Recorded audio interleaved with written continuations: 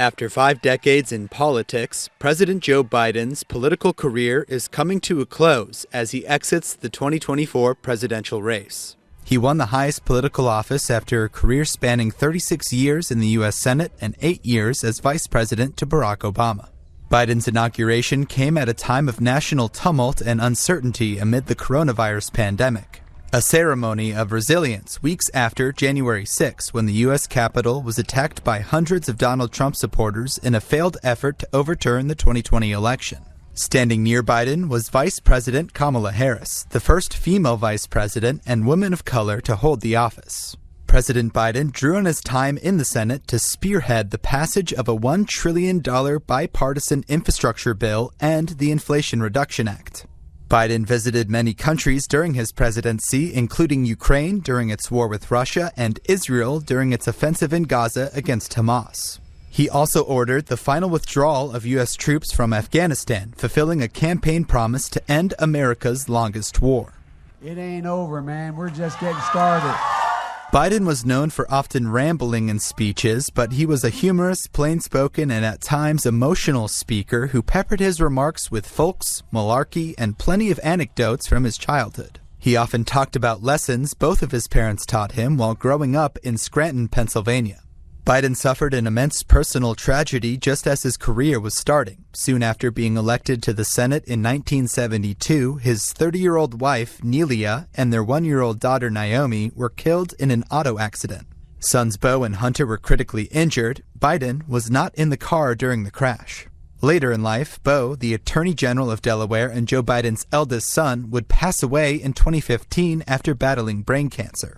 Biden's openness around grief and his ability to empathize with Americans who have experienced loss became defining traits of his political career. Biden married Jill Jacobs in 1977, and their family grew with the birth of their daughter, Ashley. They are grandparents to 7 grandchildren. As a senator, Biden mostly commuted to Washington, D.C. from Delaware. He relished taking the train to work and passed projects to boost railway safety.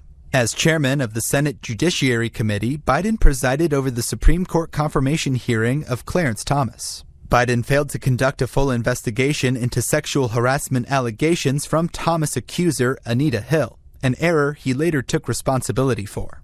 Biden worked to improve his record on issues important to women with the 1994 passage of his federal Violence Against Women Act. Biden ran for president 3 times in his career. In 1987, his first run quickly ended after Biden was forced to admit committing plagiarism in law school. As a candidate for the 2008 Democratic presidential nomination, Biden faced criticism for describing Barack Obama as, quote, articulate.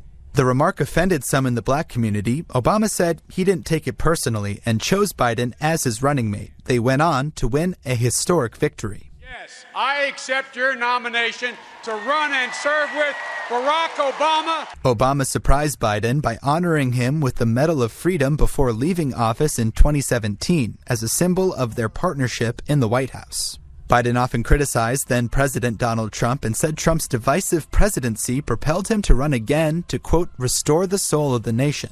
After a bitter battle during one of the worst pandemics in U.S. history, Biden won the 2020 contest after more than 3 days of uncertainty as election officials sorted through a surge of mail-in ballots. Trump capitalized on that delay to make unfounded claims of election fraud. Biden tested positive for COVID-19 twice during his presidency and has gotten numerous vaccinations and booster shots to protect against the virus.